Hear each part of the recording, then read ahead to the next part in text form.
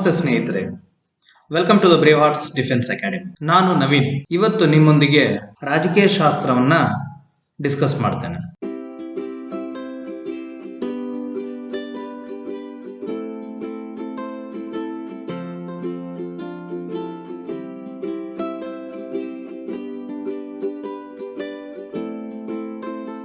ನಿಮ್ಗೆಲ್ಲ ಗೊತ್ತಿರೋ ಹಾಗೆ ಪಾಲಿಟಿ ಒಂದು ಬಹುಮುಖ್ಯವಾದ ವಿಷಯ.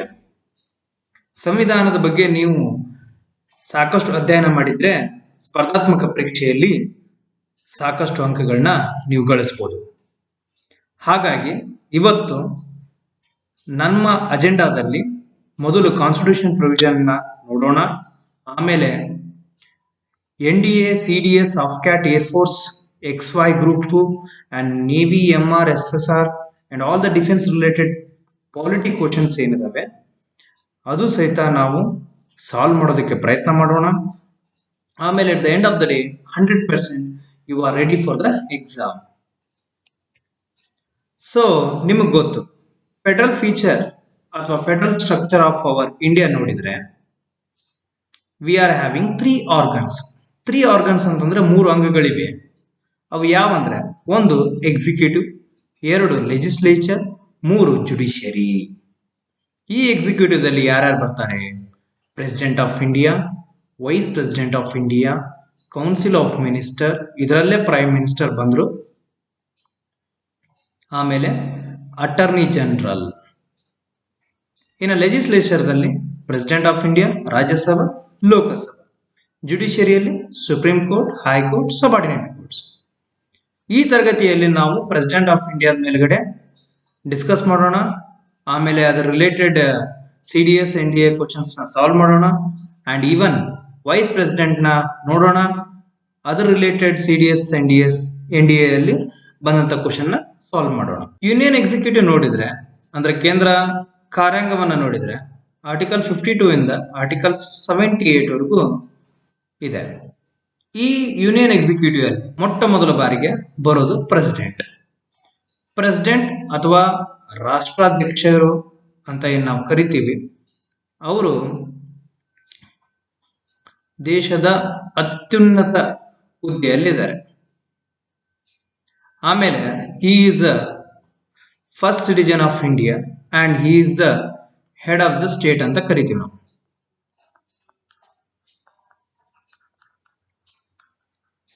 ಹೆಡ್ ಆಫ್ ದ ಗವರ್ಮೆಂಟ್ ಯಾರು ಅಂತಂತಂದ್ರೆ ನಮ್ಮ ಪ್ರೈಮ್ ಮಿನಿಸ್ಟರ್.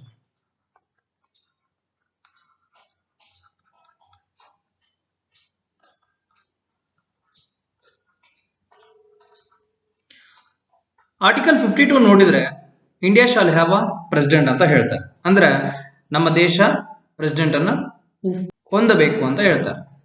ಆಮೇಲೆ ಆರ್ಟಿಕಲ್ 53 ನೋಡಿದ್ರೆ ಎಲ್ಲಾ ಸಮಸ್ತ ಪ್ರತ್ಯಕ್ಷ ಪರೋಕ್ಷವಾದ ಒಂದು ಏನು ಕೇಂದ್ರ ಕಾರ್ಯಾಂಗದ ಅಧಿಕಾರ ಇದೆ ಅದು ನಮ್ಮ ಪ್ರೆಸಿಡೆಂಟ್ ಕೈಯಲ್ಲಿದೆ ಅಂತ ಹೇಳುತ್ತೆ. ಅಂದ್ರೆ all the executive power vested in president of India ಅಂತ ಆರ್ಟಿಕಲ್ 53 ಹೇಳುತ್ತೆ. ಅಂದ್ರೆ ಇವರೊಬ್ಬ ಸರ್ವಾಧಿಕಾರಿನ ಅಲ್ಲ. ಆರ್ಟಿಕಲ್ 74 ಕ್ಲಾಸ್ 1 ಹೇಳುತ್ತೆ ಇವರು ಸರ್ವಾಧಿಕಾರಿ ಅಲ್ಲ. ಯಾಕಂದ್ರೆ ಆರ್ಟಿಕಲ್ 74 ಕ್ಲಾಸ್ 1 ಏನ್ ಹೇಳುತ್ತೆ? President exercise executive power on the advice of council of minister ಅಂತ ಹೇಳುತ್ತೆ. ಹಾಗಾಗಿ ಪ್ರೆಸಿಡೆಂಟ್ ಸರ್ವಾಧಿಕಾರಿ ಆಗಕ್ಕೆ ಆಗೋದಿಲ್ಲ. ಇನ್ನು ನಾವು ಕ್ವಾಲಿಫಿಕೇಶನ್ ಆಫ್ ದ ಪ್ರೆಸಿಡೆಂಟ್ ನೋಡಿದ್ರೆ ಆರ್ಟಿಕಲ್ 58 ಹೇಳುತ್ತೆ. ಏನೇನು ಕ್ವಾಲಿಫಿಕೇಶನ್? ಮೊದಲು ಇವರು ಭಾರತದ ಪ್ರಜೆ ಆಗಿರ್ಬೇಕು, ಇಂಡಿಯನ್ ಆಗಿರ್ಬೇಕು. ಆಮೇಲೆ 35 ವರ್ಷದ ಮೇಲ್ಪಟ್ಟವರಾಗಿರ್ಬೇಕು. ಆಫೀಸ್ ಆಫ್ ಪ್ರಾಫಿಟ್ ಇರಬಾರ್ದು. ಆಫೀಸ್ ಆಫ್ ಪ್ರಾಫಿಟ್ ಅಂತಂದ್ರೆ ಏನು? ಸೊ ಯಾವುದೇ ರೀತಿ ಲಾಭದಾಯಕ ಹುದ್ದೆಯಲ್ಲಿ ಅವ್ರು ಕೆಲಸ ಮಾಡ್ತಿರ್ಬಾರ್ದು. ಆಮೇಲೆ ಲೋಕಸಭೆ ಮೆಂಬರ್ ಅರ್ಹತೆಯನ್ನ ಇವರು ಹೊಂದಿರಬೇಕು. ಇಷ್ಟೆಲ್ಲ ಕ್ವಾಲಿಫಿಕೇಶನ್ ಇದೆ. ಇನ್ನು ಎಲೆಕ್ಷನ್ ಬಂದ್ರೆ ಯಾವ ಸಿಸ್ಟಮ್ ಇದೆ ಅಂತಂತಂದ್ರೆ proportional representation by means of single transferable voting system. ಅಂದ್ರೆ ಇವ್ರ ಎಲೆಕ್ಷನ್ ದಲ್ಲಿ ಎಲೆಕ್ಟೋರಲ್ ಕಾಲೇಜ್ ಅಂತ ಬರುತ್ತೆ. ನಿರ್ವಚನಾ ಮಂಡಳಿ ಅಂತ ನಾವು ಕರಿತೀವಿ ಕನ್ನಡದಲ್ಲಿ. ಈ ಎಲೆಕ್ಟೋರಲ್ ಕಾಲೇಜ್ ನಲ್ಲಿ ಯಾರ್ಯಾರು ಇರ್ತಾರ ಅಂತಂದ್ರೆ elected members of Rajya Sabha, Lok Sabha, and elected members of State Legislative Assembly and elected members of UT. ಅದರಲ್ಲೂ ಯಾವುದಂದ್ರೆ Delhi, only Delhi and Puducherry.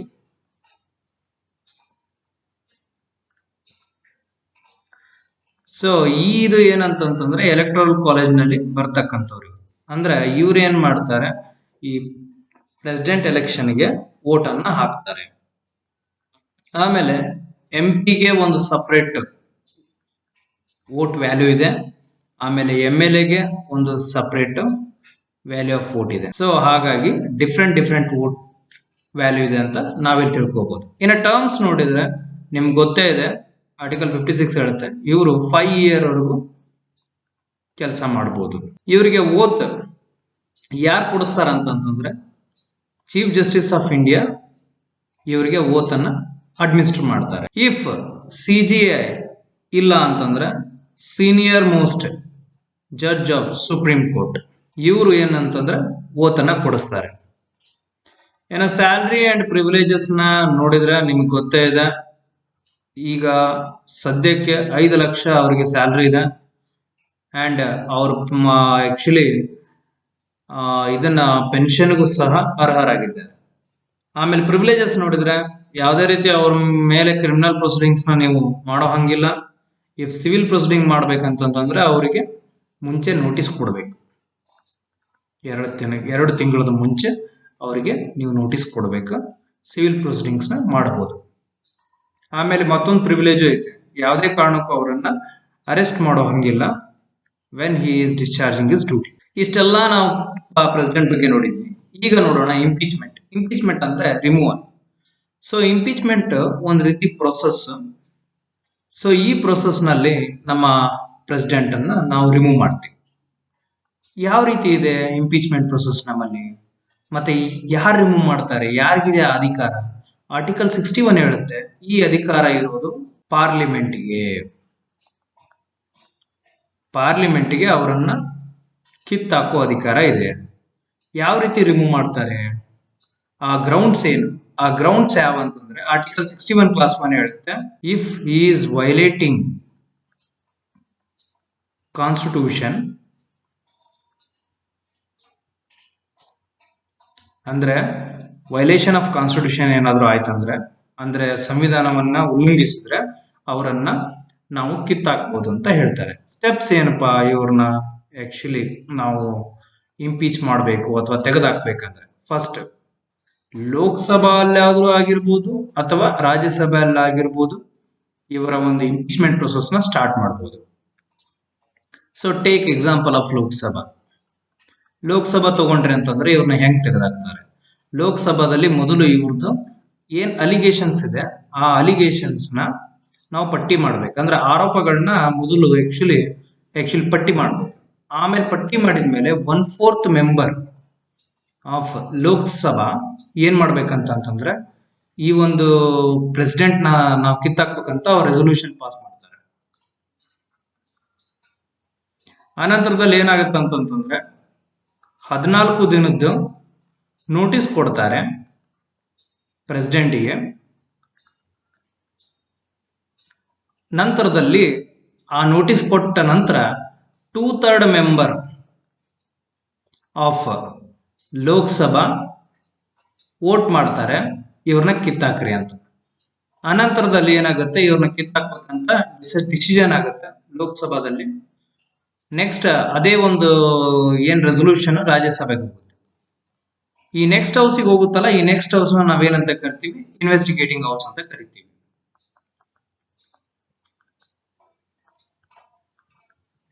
So ಈ ರಾಜ್ಯಸಭೆಯಲ್ಲೂ ಸಹಿತ ಅದು ಏನ್ ಚರ್ಚೆಯಾಗಿ ಅಲ್ಲೂ 2/3 ಮೆಜಾರಿಟಿಯಲ್ಲಿ ಅವ್ರನ್ನ ಆಕ್ಚುಲಿ ಕಿತ್ತಾಕ್ಬೇಕಂತ ಡಿಸೈಡ್ ಮಾಡಿದ್ರೆ ಅವರು ಇಂಪೀಚ್ ಆದಂಗೆ. ಈ ರೀತಿ ಒಬ್ಬ ಪ್ರೆಸಿಡೆಂಟ್ ನ ನಾವು ಇಂಪೀಚ್ ಮಾಡ್ಬೋದು. ಆದ್ರೆ ಇದುವರೆಗೂ ಯಾವುದೇ ರೀತಿ ಇಂಪೀಚ್ಮೆಂಟ್ ಪ್ರೊಸೆಸ್ ನಡೆದಿಲ್ಲ. ಆಮೇಲೆ ಪ್ರೆಸಿಡೆಂಟ್ ಇಂಪೀಚ್ ಆಗಿಲ್ಲ, ಯಾವ ಪ್ರೆಸಿಡೆಂಟ್ ಇಂಪೀಚ್ ಆಗಿಲ್ಲ. ಇನ್ನು ಇವರು ರೀ ಎಲೆಕ್ಷನ್ಗೆ ಅರ್ಹರ ಅಂತ ಕೇಳಿದ್ರೆ ಹೌದು, ಇವರು ರೀ ಎಲೆಕ್ಷನ್ಗೆ ಅರ್ಹರ. ಬಾಬು ರಾಜೇಂದ್ರ ಪ್ರಸಾದ್ ಅವ್ರು 2 ಬಾರಿ ಆಗ್ಯಾರ, 2 ಟೈಮ್ಸ್ ಆಗ್ಯಾರ. ಸರ್ ಮತ್ತೆ ಯು ಎಸ್ ಎದಲ್ಲಿ ಹೆಂಗೆ ಅಂತಂದ್ರೆ ಅವ್ರಿಗೆ 4 ವರ್ಷಕ್ಕೊಮ್ಮೆ ಎಲೆಕ್ಷನ್ ನಡೆಯುತ್ತೆ. ಅವ್ರು ಓನ್ಲಿ 2 ಟೈಮ್ಸ್ ಪ್ರೆಸಿಡೆಂಟ್ ಆಗ್ಬೋದು. ನಮ್ಮಲ್ಲಿ ಎಷ್ಟು ಬೇಕಾದ್ರೂ ಪ್ರೆಸಿಡೆಂಟ್ ಆಗ್ಬೋದು. ಬಟ್ ಇಲ್ಲಿವರೆಗೂ 2 ಟೈಮ್ ಆಗಿರೋದು ಅಂದ್ರೆ ರಾಜೇಂದ್ರ ಪ್ರಸಾದ್ ಅವ್ರು ಬಿಟ್ರೆ ಮತ್ತೆ ಇನ್ಯಾರು ಆಗಿಲ್ಲ. ಇನ್ನು ಅವ್ರ ಆಕ್ಚುಲಿ ಪವರ್ಸ್ ಬಗ್ಗೆ ನಾವು ನೋಡಿದ್ರೆ ಮೊದಲು ಅವರ ಲೆಜಿಸ್ಲೇಟಿವ್ ಪವರ್ನ ನೋಡೋಣ. ಆಮೇಲೆ ಇನ್ನುಳಿದ ಎಕ್ಸಿಕ್ಯೂಟಿವ್ ಪವರ್ ಏನಿದೆ, ಫೈನಾನ್ಷಿಯಲ್ ಪವರ್ ಏನಿದೆ, ಜುಡಿಷಿಯಲ್ ಪವರ್ ಏನು, ಡಿಪ್ಲೊಮ್ಯಾಟಿಕ್ ಪವರ್ ಏನು, ಎಮರ್ಜೆನ್ಸಿ ಪವರ್ ಏನು, ಇನ್ನು ಕೆಲವು veto power, ordinance power, pardoning power ಆಮೇಲೆ ನೋಡೋಣ. ಮೊದಲು ಲೆಜಿಸ್ಲೇಟಿವ್ ಪವರ್. ಇವ್ರ ಲೆಜಿಸ್ಲೇಟಿವ್ ಪವರ್ ಏನಿದೆ? ಇವ್ರ ಲೆಜಿಸ್ಲೇಟಿವ್ ಪವರ್ ಏನಿದೆ ಅಂತಂತಂದ್ರೆ, ಅಂದ್ರೆ ಶಾಸನೀಯ ಅಧಿಕಾರ ಏನಿದೆ ಅಂತಂತಂದ್ರೆ, ಸಂಸತ್ತಿನ ಅಧಿವೇಶನವನ್ನ ಅಂದ್ರೆ ಸೆಷನ್ ಏನಿದೆ, ಸೆಷನ್ ಆಫ್ ಪಾರ್ಲಿಮೆಂಟ್ ನ ಅವರು ಸಮ್ಮನ್ ಮಾಡ್ಬೋದು, ಪ್ರೊರೋಗ್ ಮಾಡ್ಬೋದು. ಅಂದ್ರೆ ಅವರು ಸೆಷನ್ ಅಂದ್ರೆ ಅಧಿವೇಶನವನ್ನ ಅವ್ರು ಕರಿಬಹುದು, ಮತ್ತೆ ಅದನ್ನ ಮುಂದೂಡುವ ಹಕ್ಕು ಇದೆ ಅವರಿಗೆ. ಆಮೇಲೆ ಇನ್ನೇನಿದೆ ಲೆಜಿಸ್ಲೇಟಿವ್ ಪವರ್ ಅಂತಂತಂದ್ರೆ, ಆರ್ಟಿಕಲ್ 85 ಪ್ರಕಾರ ಮಂತ್ರಿಮಂಡಲದ ಸಲಹೆಯ ಮೇರೆಗೆ ರಾಷ್ಟ್ರಾಧ್ಯಕ್ಷರು ಲೋಕಸಭೆಯನ್ನು ವಿಸರ್ಜಿಸಬಹುದು. Dissolution of Lok Sabha on the advice of council of minister. Council of minister advice ನ ತಗೊಂಡು ಇವರು ಡಿಸಾಲ್ವ್ ಮಾಡಬಹುದು.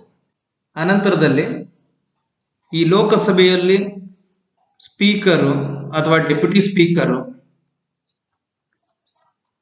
ಪೋಸ್ಟ್ ಏನಾದರೂ ವೇಕೆಂಟ್ ಆದ್ರೆ ಅದೇ ಲೋಕಸಭೆದ ಯಾರನ್ನಾದರೂ ಅವರು ಸ್ಪೀಕರ್ ಅನ್ನಾಗಿ ಆಯ್ಕೆ ಮಾಡಬಹುದು. ಅಥವಾ ರಾಜ್ಯಸಭೆಯಲ್ಲಿ ಚೇರ್ಮನ್, ಡೆಪ್ಯೂಟಿ ಚೇರ್ಮನ್ ವೇಕೆಂಟ್ ಆದ್ರೆ ಯಾರನ್ನಾದ್ರೂ ರಾಜ್ಯಸಭೆಯ ಒಬ್ಬ ಸದಸ್ಯನನ್ನ ಚೇರ್ಮನ್ ಅನ್ನಾಗಿ ಅಪಾಯಿಂಟ್ಮೆಂಟ್ ಮಾಡಬಹುದು. ಇನ್ನ ಜಂಟಿ ಅಧಿವೇಶನ ಮತ್ತು ಜಂಟಿ ಸಭೆಯನ್ನ ಇವರು ಕರಿಬಹುದು. ಜಂಟಿ ಅಧಿವೇಶನ ಅಂದ್ರೆ ಏನ್ ಸರ್? ಜಂಟಿ ಸಭೆ ಅಂದ್ರೆ ಜಂಟಿ ಅಧಿವೇಶನ ಅಂತಂತಂದ್ರೆ so joint session and joint sitting ಅಂತ ನಾವು ಕರಿತೀವಿ. ಈ ಎರಡನ್ನು ಅವರು ಕರಿಬಹುದು. ಸರ್ ಜಾಯಿಂಟ್ ಸಿಟಿಂಗ್ ಯಾವಾಗ? ಜಾಯಿಂಟ್ ಸಿಟಿಂಗ್ ಯಾವಾಗ ಅಂತಂತಂದ್ರೆ ಯಾವುದೋ ಒಂದು ಬಿಲ್ ಇರುತ್ತೆ, ಅದು ಲೋಕಸಭೆಯಲ್ಲಿ ಪಾಸ್ ಆಗಿರುತ್ತೆ, ರಾಜ್ಯಸಭೆಯಲ್ಲಿ ಪಾಸ್ ಆಗಿಲ್ಲ, ಅಥವಾ ರಾಜ್ಯಸಭೆಯಲ್ಲಿ ಪಾಸ್ ಆಗಿರುತ್ತೆ, ಲೋಕಸಭೆಯಲ್ಲಿ ಪಾಸ್ ಆಗಿಲ್ಲ. ಸೊ ಅಂತ ಬಿಲ್ ಏನಾಗುತ್ತೆ? ಆರ್ಡಿನರಿ ಬಿಲ್ ಆಗಿದ್ದು ಅಂತ ಬಿಲ್ ಏನಾಗುತ್ತೆ? ಡೆಡ್ ಲಾಕ್ ಕ್ರಿಯೇಟ್ ಆಗುತ್ತೆ. ಆ ಡೆಡ್ ಲಾಕ್ ಆದಂತ ಬಿಲ್ ಅನ್ನ ಏನಾಗುತ್ತೆ ಅದನ್ನ ಕ್ಲಿಯರ್ ಮಾಡೋದಕ್ಕೆ ಜಾಯಿಂಟ್ ಸಿಟಿಂಗ್ ನ ಅವ್ರು ಕರೀತಾರೆ. ಇನ್ನು joint session every year of election ಆದ ಎವ್ರಿ ಇಯರ್ ಏನ್ ಮಾಡ್ತಾರಂತಂದ್ರೆ ಪ್ರತಿಯೊಂದು ವರ್ಷದ ಮೊದಲಿಗೆ ಮತ್ತೆ ಎಲೆಕ್ಷನ್ ಆಗಿ ತಕ್ಷಣ ಏನ್ ಮಾಡ್ತಾರಂತಂದ್ರೆ ಜಾಯಿಂಟ್ ಸೆಷನ್ಗೆ ಲೋಕಸಭಾ ಮತ್ತು ರಾಜ್ಯಸಭಾ ಮೆಂಬರ್ಸ್ ನ ಕರೆದು ಅಲ್ಲಿ ಏನ್ ಮಾಡ್ತಾರೆ ಅಂತಂದ್ರೆ ಅವ್ರ ಭಾಷಣವನ್ನು ನೀಡ್ತಾರೆ. ಮತ್ತೆ he can send a message to the parliament. ಇದು ಸಹ ಏನಂತಂದ್ರೆ ಒಂದು ಲೆಜಿಸ್ಲೇಟಿವ್ ಪವರ್ ಅಂತ ಹೇಳ್ಬೋದು.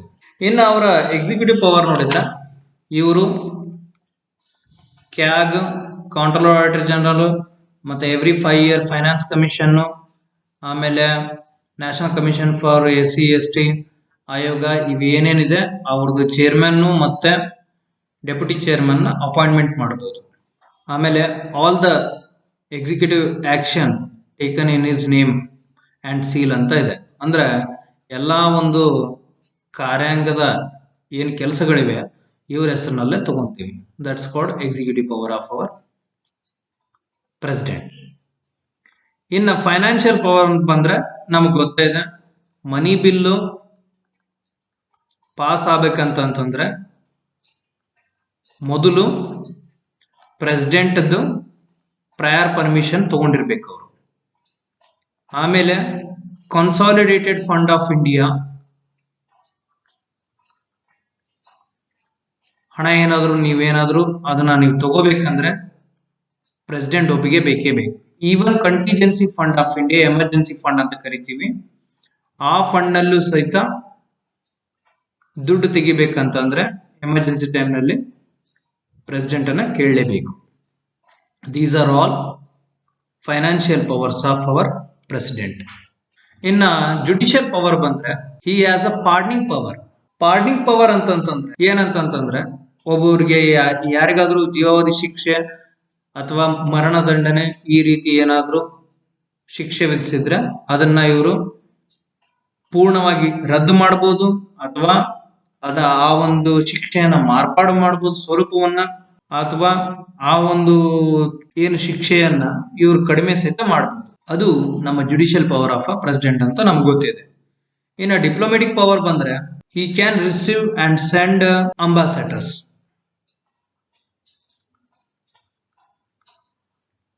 ಆಮೇಲೆ ಹೈ ಕಮಿಷನರ್ಸ್. ಅಂಬಾಸಡರ್ ಮತ್ತು ಹೈ ಕಮಿಷನರ್ನ ಇವ್ರು ಏನ್ ಮಾಡ್ಬೋದು ಅಂತಂದ್ರೆ ಸೆಂಡ್ ಮಾಡ್ಬೋದು ಮತ್ತೆ ರಿಸೀವ್ ಮಾಡ್ಬೋದು. ಇಷ್ಟೆಲ್ಲ ಪವರ್ಸ್ ಇದೆ ನಮ್ಮ ಪ್ರೆಸಿಡೆಂಟಿಗೆ.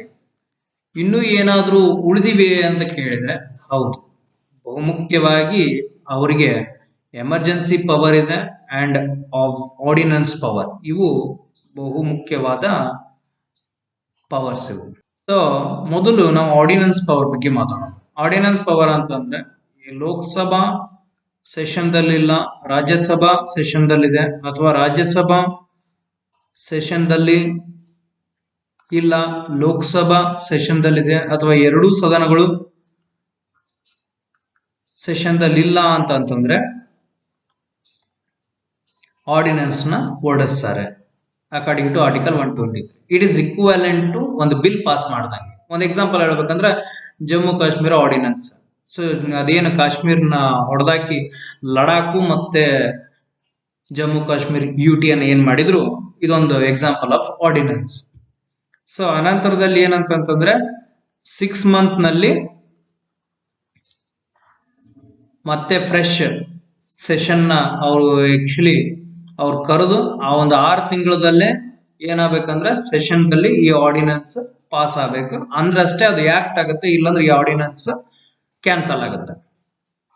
ಇನ್ನ ಅವರ ವಿಟೋ ಪವರ್ ಬಂದ್ರೆ he has absolute veto and suspensive veto and packet veto. Absolute veto ಅಂತಂದ್ರೆ ಸಾರಾಸಗಟವಾಗಿ ಇವರು ಅದನ್ನ ಕ್ಯಾನ್ಸಲ್ ಮಾಡ್ಬಿಡ್ಬೋದು ಬಿಲ್ನ. ಹೆಂಗೆ ಅಬ್ಸಲ್ಯೂಟ್ ವಿಟೋ ನಿಮ್ಗೆ ಗೊತ್ತೈತೆ. ಆಕ್ಚುಲಿ ಪ್ರೈವೇಟ್ ಮೆಂಬರ್ ಬಿಲ್ ಅಂತ ನೀವು ಕೇಳಿದ್ದೀರಿ. ಪ್ರೈವೇಟ್ ಮೆಂಬರ್ ಬಿಲ್ ಅಂತಂದ್ರೆ ಈ ಮಿನಿಸ್ಟರ್ ಅಲ್ಲದಿರೋರು ಏನಾದ್ರೂ ಬಿಲ್ ಅನ್ನ ಪಾಸ್ ಮಾಡಿದ್ರೆ ಆ ಬಿಲ್ ಅನ್ನ ಇವರು ತೆರೆಯಿಲ್ಲ ಅಂತಂದ್ರೆ ಅಬ್ಸಲ್ಯೂಟ್ ವಿಟೋ ಮಾಡ್ಬೋದು, ಅಂದ್ರೆ ಅದನ್ನ ನಿರಾಕರಿಸಬಹುದು ಆ ಬಿಲ್. ಇನ್ನು ಸಸ್ಪೆನ್ಸಿವ್ ವಿಟೋ ಅಂದ್ರೆ ಒಂದು ಬಿಲ್ ಬಂದಿರುತ್ತೆ, ಆ ಬಿಲ್ ನ ರೀಕನ್ಸಿಡರೇಷನ್ಗೆ ಕಳಿಸಬಹುದು. ಓನ್ಲಿ ಒನ್ ಟೈಮ್ ಪಾರ್ಲಿಮೆಂಟ್ಗೆ ವಾಪಸ್ ಆ ಬಿಲ್ ನ ರೀಕನ್ಸಿಡರೇಷನ್ ಕಳಿಸಬಹುದು. ಇದು ಸಸ್ಪೆನ್ಸಿವ್ ವಿಟೋ ಅಂತ ಕರಿತೀವಿ ನಾವು. ಏನ ಪಾಕೆಟ್ ವಿಟೋ ಬಂದ್ರೆ ಪಾಕೆಟ್ ವಿಟೋದಲ್ಲಿ ಏನಂತಂದ್ರೆ ಯಾವುದೇ ರೀತಿ ನಿರ್ಧಾರವನ್ನ ಪ್ರೆಸಿಡೆಂಟ್ ತಗೊಳೋದಿಲ್ಲ ಆ ಬಿಲ್ ಮೇಲೆ. ಅದನ್ನ ಆ ಒಂದು ಬಿಲ್ ಅನ್ನ ಇವರು ಹೈಡ್ ಮಾಡಿ ಅಲ್ಲೇ ಇಟ್ಕೊಂಡ್ಬಿಡ್ತಾರೆ. ಆ ಬಿಲ್ ಬಗ್ಗೆ ಯಾವುದೇ ರೀತಿ ಮಾತಾಡೋದಿಲ್ಲ. That's called pocket veto.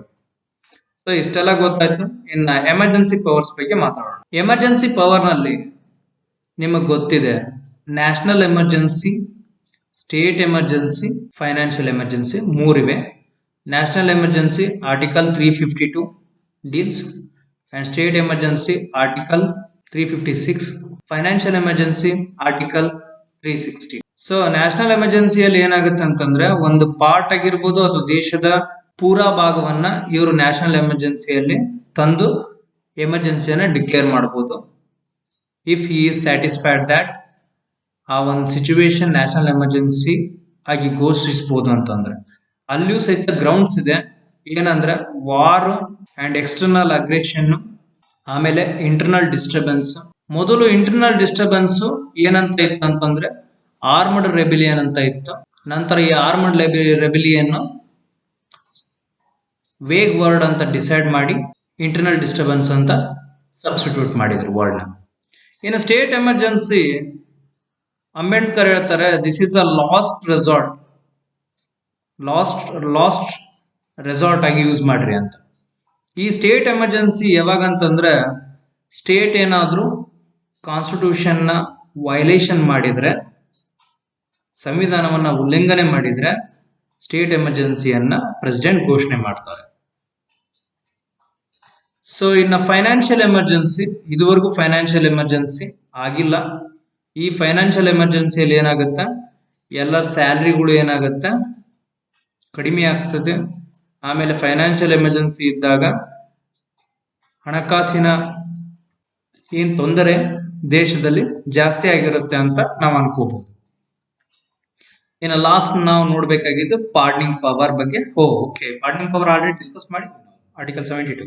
So ಅದನ್ನು ಜುಡಿಷಿಯಲ್ ಪವರ್ ದಲ್ಲೇ ಡಿಸ್ಕಸ್ ಆಗಿದೆ. 2021ದಲ್ಲಿ ಇಂಡಿಯಾದಲ್ಲಿ ಒಂದು ಕ್ವಶನ್ ಕೇಳಿದ್ದಾರೆ ಎಮರ್ಜೆನ್ಸಿ ರಿಲೇಟೆಡ್. ಏನಂತಂದ್ರೆ, recently state of emergency has been declared in which one of the following countries ಅಂತ ಕೇಳಿದ್ದಾರೆ. The answer is Myanmar. So 2021ದಲ್ಲಿ ಅಲ್ಲಿ ಒಂದು ಮಿಲಿಟರಿ ಕೂಪ್ ಆಗಿತ್ತು. ಡ್ಯೂ ಟು ಮಿಲಿಟರಿ ಕೂಪ್ ಏನ್ ಮಾಡಿದ್ರು ಅಂತಂದ್ರೆ ಮಯನ್ಮಾರ್ದಲ್ಲಿ ಎಮರ್ಜೆನ್ಸಿಯನ್ನ ಡಿಕ್ಲೇರ್ ಮಾಡಿದ್ರು. ಸೊ ಈ 2021ದಲ್ಲಿ ಎಮರ್ಜೆನ್ಸಿ ರಿಲೇಟೆಡ್ ಈ ರೀತಿ ಕ್ವಶನ್ ಬಂದಿದೆ ಅಂದ್ರೆ, ಈಗ ರೀಸೆಂಟ್ಲಿ 2022 ಅಲ್ಲಿ ಎಲ್ಲೆಲ್ಲಿ ಯಾವ ದೇಶದಲ್ಲಿ ಎಮರ್ಜೆನ್ಸಿಯನ್ನ ಡಿಕ್ಲೇರ್ ಮಾಡಿದ್ರು ನಿಮಗೆ ಗೊತ್ತಿರ್ಬೇಕು. ಇನ್ನ NDA 2019 ಕ್ವಶನ್ ನೋಡಿದ್ರೆ ಆರ್ಟಿಕಲ್ ರಿಲೇಟೆಡ್ ಟು 352 ಅಂದ್ರೆ ನ್ಯಾಷನಲ್ ಎಮರ್ಜೆನ್ಸಿ ಬಗ್ಗೆ ಅವ್ರು ಕೇಳ್ಯಾರ. ಸೊ ಆ ನ್ಯಾಷನಲ್ ಎಮರ್ಜೆನ್ಸಿಯಲ್ಲಿ ಏನಿದೆ, article 352 of the constitution of India contains provision related to ಅಂತ ಕೇಳ್ಯಾರ. ಅದು ಫೈನಾನ್ಷಿಯಲ್ ಎಮರ್ಜೆನ್ಸಿ ಅಲ್ಲ, ಯಾಕಂದ್ರೆ ಅದು 360 ಅಂತ ನಿಮ್ಗೆ ಗೊತ್ತು ಆರ್ಟಿಕಲ್.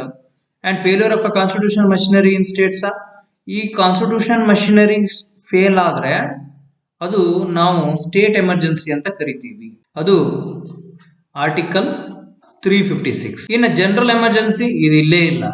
ಇನ್ನು suspension of enforcement of rights conferred in part 3 of the constitution, ಇದು ಒಂದು ಸರಿಯಾದ ಉತ್ತರ. ಯಾಕಂದ್ರೆ ಸೊ ನ್ಯಾಷನಲ್ ಎಮರ್ಜೆನ್ಸಿ ಡಿಕ್ಲೇರ್ ಆದ ತಕ್ಷಣ article 19 freedom of speech and rights related to freedom automatically ಏನಾಗುತ್ತೆ, ಸಸ್ಪೆಂಡ್ ಆಗಿಬಿಡುತ್ತೆ. ಬಟ್ ಯಾವ ಒಂದು ಆರ್ಟಿಕಲ್ ಸಸ್ಪೆಂಡ್ ಆಗೋದಿಲ್ಲ, ಆರ್ಟಿಕಲ್ 20 ಅಂಡ್ ಆರ್ಟಿಕಲ್ 21 ಇವು ಸಸ್ಪೆಂಡ್ ಆಗೋದಿಲ್ಲ ಯಾವುದೇ ಕಾರಣಕ್ಕೂ. ಸ್ನೇಹಿತರೆ, 2022 CDS ಪೇಪರ್ನ ನೋಡ್ರಿ. ಇಲ್ಲೇನ್ ಕೇಳ್ಯಾರ ಅಂತಂದ್ರೆ, according to the constitution of India which one of the following statement is not correct ಅಂತ ಕೇಳ್ಯಾರ. ಯಾವ ಒಂದು ಸ್ಟೇಟ್ಮೆಂಟ್ ಕರೆಕ್ಟ್ ಅಲ್ಲ ಅಂತ ಕೇಳ್ಯಾರ. The executive power of the union shall be vested in the president of India. ಹೌದು, article 53 ಹೇಳುತ್ತೆ all the executive power president ಕಡೆ ಇದೆ ಅಂತ. In parliament by law can confer functions on authorities other than the president of India. President ಅನ್ನು ಹೊರತುಪಡಿಸಿ ಬೇರೆಯವರಿಗೆ function ಅಥವಾ ಅಥಾರಿಟೀಸ್ನ ಅವ್ರು ಕನ್ಫರ್ ಮಾಡಬಹುದಾ ಅಂದ್ರೆ ಮಾಡಬಹುದು parliament. President of India is elected by on electoral college consisting of all members ಅಂತ ಇದೆ, all members of parliament and all members of state legislature ಅಂತ ಇದೆ. ನಿಮ್ಮ ಹತ್ರ ಅವಾಗಲೇ ನಾ ಡಿಸ್ಕಸ್ ಮಾಡಿದೆ, ಆಲ್ ಮೆಂಬರ್ಸ್ ಅಲ್ಲ, only elected members of Lok Sabha, Rajya Sabha, ಆಮೇಲೆ ಸ್ಟೇಟ್ ಲೆಜಿಸ್ಲೇಟಿವ್ ಅಸೆಂಬ್ಲಿ ಅಂತ ನಾನು ಡಿಸ್ಕಸ್ ಮಾಡಿದ್ದೆ. ಹಾಗಾಗಿ ಆಲ್ ಮೆಂಬರ್ ಅಲ್ಲ, ಹಂಗಾಗಿ ಇದೇ ತಪ್ಪ ಆನ್ಸರ್. ನೆಕ್ಸ್ಟ್ ನೋಡೋಣ. A person having a head office as the president shall be eligible for election to that office for the second term. ಹೌದು, ಸೆಕೆಂಡ್ ಟೈಮ್ ಸಹಿತ ಪ್ರೆಸಿಡೆಂಟ್ ಆಗ್ಬೋದಾ ಅಂದ್ರೆ ಹೌದು, ಆಗ್ಬೋದು. ಇದು ರೈಟ್ ಆನ್ಸರ್. ಸೊ ಹಾಗಾಗಿ ತಪ್ಪಾದ ಉತ್ತರ ಯಾವುದು? ಇದು. ಹಾಗಾಗಿ which is not correct statement ಅಂದ್ರೆ C is the right answer. In which one of the following article of the Constitution of India requires the Prime Minister of India to furnish information related to decision of the Council of Ministers to the President of India ಅಂತ ಇದೆ. So ಏನಂದ್ರೆ prime minister president ಏನ್ ಕೇಳ್ತಾರೆ ಅದಕ್ಕೆ ಉತ್ತರವನ್ನ ನೀಡಬೇಕು, ಆ information ನೀಡಬೇಕು ಅಂತ ಇದೆ. ಅಂತ ಆರ್ಟಿಕಲ್ ಯಾವುದು ಅಂತ ಕೇಳ್ಯಾರ CDS 2022. So that article is Article 78. Article 78 tells that it is a duty of a prime minister to furnish all the information related to decision of the council of ministers. In 2022 CDS paper nalle ಇನ್ನೊಂದು question ಇದೆ, which one of the following statement is not correct? ಯಾವುದು correct ಅಲ್ಲ ಅಂತ ಕೇಳ್ಯಾರ. All executive actions of the government of India are taken in the name of the president of India. Correct. Article 53 ಅಂತ ನಾನು already discuss ಮಾಡಿದೆ. In a President of India appoints a person as Attorney General of India provided he or she is qualified to be a judge of the Supreme Court or a High Court. ಅದು correct. Attorney ಜನರಲ್ನ appointment ಮಾಡ್ತಾರೆ ಅಂತ ಹೇಳಿದೆ. he is also part of executive. ಇದು correct. The total number of members in the Council of Ministers cannot exceed 10% of the total members of the total number of members of the House of the People ಅಂತ ಇದೆ. ಅಂದ್ರೆ council of minister ಎಷ್ಟು percent ಇರಬೇಕು parliament ನಲ್ಲಿ ಅಂತ ಕೇಳ್ಯಾರ. So council of minister 15% ಇರಬೇಕು according to the constitution. So ಇದು 10% ಅಲ್ಲ, ಕೆನಾಟ್ ಎಕ್ಸೀಡ್ 10% ಅಂತ ಹೇಳ್ಯಾರ. ಇದು ರಾಂಗ್ ಇದೆ ಆಕ್ಚುಲಿ. ಏನಂತ president of India is bound to act as per the advice tendered by the council of ministers. ನಿಮ್ಗೆ ಗೊತ್ತಿದೆ ಆರ್ಟಿಕಲ್ 74 ಕ್ಲಾಸ್ 1 ಅದೇ ಹೇಳುತ್ತೆ. ಸೊ ಪ್ರೆಸಿಡೆಂಟ್ ಬೌಂಡ್ ಆಗಿರ್ಬೇಕು ಕೌನ್ಸಿಲ್ ಆಫ್ ಮಿನಿಸ್ಟರ್ ಏನ್ ಅಡ್ವೈಸ್ ಕೊಡ್ತಾರೆ. ಸೊ ಹಾಗಾಗಿ ಉತ್ತರ ಏನಂದ್ರೆ C, it is not correct. ಇನ್ನು CDS 2022 ಕ್ವಶನ್ ನೋಡಿದ್ರೆ which one of the following method is followed in electing the president of India. ನಾ ಡಿಸ್ಕಸ್ ಮಾಡಿದ್ದೇನೆ ಆಲ್ರೆಡಿ. ಅವರನ್ನ proportional representation and the single transferable voting system ನಲ್ಲಿ ಆಯ್ಕೆ ಮಾಡ್ತಾರಂತೆ. First pass the system ಅಲ್ಲ, ಇದು ನಾವು ನಮ್ಮ ಲೋಕಸಭಾ ಎಲೆಕ್ಷನ್ ನಲ್ಲಿ ಯೂಸ್ ಮಾಡ್ತೀವಿ first pass the post system. ಇದು ಅಂತೂ ಯೂಸ್ ಮಾಡೋಂಗಿಲ್ಲ. ಸೊ ಇವು ಎರಡನ್ನು ಕ್ಲಬ್ ಮಾಡಿ ಇಟ್ಟಿದ್ದಾರೆ ನಿಮ್ಗೆ ಕನ್ಫ್ಯೂಸ್ ಮಾಡೋಕ್ಕೆ. ಹಾಗಾಗಿ ಇದಂತೂ ಉತ್ತರ ಅಲ್ಲ. The answer is C. Next CDS paper ನಲ್ಲಿ 2020 ಅಲ್ಲಿ ಕೇಳಿದ್ರು which one of the following is not a circumstances for proclamation of emergency by the president of India under article 352 of the constitution of India ಅಂತ ಕೇಳ್ಯಾರ. National emergency ಯಾವಾಗ ನಾವು actually ಕರಿಬಹುದು ಅಂತಂದ್ರೆ war ಇದ್ದಾಗ ಕರಿಬಹುದು, ಕರೆಕ್ಟ್. ಎಕ್ಸ್ಟರ್ನಲ್ ಅಗ್ರೆಷನ್ ಇದ್ದಾಗ ಕರಿಬಹುದು, correct. Internal disturbance ಇದ್ದಾಗ ಕರಿಬಹುದು. ಆರ್ಮಡ್ ರೆಬಲಿಯನ್ ಅಲ್ಲ, ಇದನ್ನ ರೀಪ್ಲೇಸ್ ಮಾಡ್ಯಾರ, ಸಬ್ಸ್ಟಿಟ್ಯೂಟ್ ಮಾಡ್ಯಾರ ಅಂತ ನಾನು ಅವಲೇ ಹೇಳಿದ್ದೀನಿ. ಇನ್ನು CDS 2020 ಅಲ್ಲಿ ಕೇಳಿರೋ ಪ್ರಶ್ನೆ which one among the following statement pertaining to the president's term of office is not correct ಅಂತ ಇದೆ. ಸೊ ಇದಕ್ಕೆ ಸರಿಯಾದ ಉತ್ತರ ಸಿ. ಹೇಗೆ ನೋಡೋಣ. The president holds office for a term of 5 years. ಇದು ಕರೆಕ್ಟ್ ಇದೆ. The president may be removed from the office by way of impeachment. ಇದು ಕರೆಕ್ಟ್ ಇದೆ. The president shall not withstanding the expiration of his or her term continue to hold office until his or her successor enters upon his or her office. ಇದು correct. ಅಂದ್ರೆ president retire ಆದ್ರು ಅಂತ ಅನ್ಕೊಡ್ರಿ after 5 years, next president ಬರೋವರೆಗೂ ಆ ಒಂದು position ಪ್ರೆಸಿಡೆಂಟೇ hold ಮಾಡ್ತಾರೆ. ಆಮೇಲೆ ನೆಕ್ಸ್ಟ್ ಪ್ರೆಸಿಡೆಂಟ್ ಬಂದ್ಮೇಲೆ ಅವ್ರಿಗೆ ಅದನ್ನ ವರ್ಗಾವಣೆ ಮಾಡ್ತಾರೆ. ಇದು ಕರೆಕ್ಟ್. ಬಟ್ ಇಲ್ಲಿ ನೋಡ್ರಿ, the president may resign before the expiration of his or her term by writing to the speaker of Lok Sabha ಅಂತ ಐತಿ. ಇದು ರಾಂಗ್. ಇವ್ರ ರೆಸಿಗ್ನೇಷನ್ ಯಾರಿಗೆ ಕೊಡ್ತಾರೆ? ವೈಸ್ ಪ್ರೆಸಿಡೆಂಟ್ ಆಫ್ ಇಂಡಿಯಾ ಕೊಡ್ತಾರೆ. ವೈಸ್ ಪ್ರೆಸಿಡೆಂಟ್ ಏನಾದ್ರು ರೆಸಿಗ್ನೇಷನ್ ಕೊಡ್ಬೇಕಂತಂದ್ರೆ ಪ್ರೆಸಿಡೆಂಟ್ ಆಫ್ ಇಂಡಿಯಾಗೆ ವೈಸ್ ಪ್ರೆಸಿಡೆಂಟ್ ರೆಸಿಗ್ನೇಷನ್ ಕೊಡ್ಬೇಕು. ಸೊ ಹಾಗಾಗಿ ಉತ್ತರ ಸಿ. ಇನ್ನು 2020 CDS ಪೇಪರ್ ನೋಡಿದ್ರೆ which one of the following article defended by doctor BR Ambedkar on the plea that it would be used as a matter of last resort ಅಂತ ಕೇಳ್ಯಾರ. Matter of last resort ಯಾವುದು ಅಂತ ಕೇಳ್ತಿದ್ದಾರೆ. ನಾನು ಅವಾಗಲೇ discuss ಮಾಡಿದ್ದೀನಿ ನಿಮ್ಮ ಹತ್ರ. ಮ್ಯಾಟರ್ ಆಫ್ ಲಾಸ್ಟ್ ರೆಸಾರ್ಟ್ ಯಾವ್ದಂತಂದ್ರೆ article 356 that is state emergency. ಇದು ನ್ಯಾಷನಲ್ ಎಮರ್ಜೆನ್ಸಿ ಆರ್ಟಿಕಲ್ 352 ಡಿಸ್ಕಸ್ ಮಾಡುತ್ತೆ. ಸೊ ಹಾಗಾಗಿ ಇವು ಯಾವೂ ಅಲ್ಲ. Article 356 is the right answer. ಇನ್ನು 2019 CDS ಪೇಪರ್ ನಲ್ಲಿ ಕೇಳಿದ್ದಾರೆ which provision of the constitution of India provides that the president shall not be answerable to any court in India for the exercise of powers of his office ಅಂತ. So ಇದಕ್ಕೆ ಸರಿಯಾದ ಉತ್ತರ article 361. So president or a governor enjoys immunities, that is president or a governor not answerable to any court. ಮತ್ತೆ ಇನ್ನು ಏನ್ ಹೇಳ್ತಾರೆ? No criminal proceedings, ಯಾವುದೇ ರೀತಿ ಕ್ರಿಮಿನಲ್ ಪ್ರೊಸೀಡಿಂಗ್ಸ್ ನ ನೀವು ಪ್ರೆಸಿಡೆಂಟ್ ವಿರುದ್ಧ ಮಾಡೋ ಹಂಗಿಲ್ಲ. Only civil proceedings we can do civil proceedings. ಅದು ಏನಂತಂದ್ರೆ ಅವ್ರಿಗೆ 2 months ಪ್ರಯರ್ ನೋಟಿಸ್ ಕೊಟ್ಟು ಅವ್ರಿಗೆ ಸಿವಿಲ್ ನೋಟಿಸ್ ನ ನೀವು ಕಳಿಸಬಹುದು ಅಥವಾ ಸಿವಿಲ್ ಅಕ್ಯೂಸ್ ನ ನೀವು ಮಾಡಬಹುದು. ಇನ್ನು 2018 CDS ಪೇಪರ್ ನಲ್ಲಿ ಕೇಳಿದ್ದಾರೆ the audit reports of the controller and auditor general of India relating to the accounts of the union shall be submitted to so CAG comptroller and auditor report ಏನಿದೆ controller and auditor general ಅವ್ರದ್ದು ಏನು report ಇದೆ ಯಾರು submit ಮಾಡ್ತಾರ ಅಂತ ಕೇಳಿದ್ದಾರೆ. That is president of India, ಗೊತ್ತಿದೆ, ನಾ ಆಲ್ರೆಡಿ ಡಿಸ್ಕಸ್ ಮಾಡಿದ್ದೀನಿ ನಿಮ್ಮಲ್ಲಿ. ಸೊ ಈಗ ನಾವು ಎಲ್ಲ ಪ್ರೆಸಿಡೆಂಟ್ ಬಗ್ಗೆ ಡಿಸ್ಕಸ್ ಮಾಡಿದ್ವಿ. ಈಗ ನೋಡೋಣ vice president of India. So vice president ಬಗ್ಗೆ ನಾವು ನೋಡಿದ್ರೆ ಅವರು ಎಲೆಕ್ಷನ್ ಕ್ವಾಲಿಫಿಕೇಶನ್ ಅವನ್ನೆಲ್ಲ ನೋಡ್ತಾ ಬಂದ್ರೆ it is all similar to president. ಮೊದಲು ಅವ್ರದ್ದು ಕ್ವಾಲಿಫಿಕೇಶನ್ ನೋಡ್ಬೋದು, same president qualification type, Indian ಆಗಿರ್ಬೇಕು, 35 ವರ್ಷದ ಮೇಲ್ಪಟ್ಟವರಾಗಿರ್ಬೇಕು. ಆದ್ರೆ ಲೋಕಸಭೆಗೆ ಅರ್ಹರಾಗಿರೋ ಬದಲು ಇಲ್ಲಿ ರಾಜ್ಯಸಭಾ ಎಲೆಕ್ಷನ್ ಗೆ ಇವರು ಅರ್ಹರಾಗಿರ್ಬೇಕು. ಆಮೇಲೆ ಯಾವುದೇ ರೀತಿಯ ಆಫೀಸ್ ಆಫ್ ಪ್ರಾಫಿಟ್ ಅನ್ನ ಇವರು ಹೊಂದಬಾರ್ದು ಅಂತ ಸೇಮ್ ಕ್ವಾಲಿಫಿಕೇಶನ್ ಇದೆ ಇವ್ರಿಗೂ ಸಹಿತ. ಇನ್ನ ಇವ್ರ ಎಲೆಕ್ಷನ್ ಬಂದ್ರೆ ಇಲ್ಲಿ ಎಲೆಕ್ಟ್ರಲ್ ಕಾಲೇಜ್ ಅಂತ ಏನಿರೋದಿಲ್ಲ, ಬಟ್ ಇವ್ರ ಎಲೆಕ್ಷನ್ ನಡ್ಸೋರು ಯಾರ ಅಂತ ಎಲೆಕ್ಷನ್ ಕಮಿಷನ್. ಸೊ ಅದರಲ್ಲಿ ಯಾರ್ಯಾರು ಭಾಗವಹಿಸ್ತಾರ ಅಂತಂದ್ರೆ ಹೋಲ್ ಪಾರ್ಲಿಮೆಂಟ್ ವಿಲ್ ಪಾರ್ಟಿಸಿಪೇಟ್.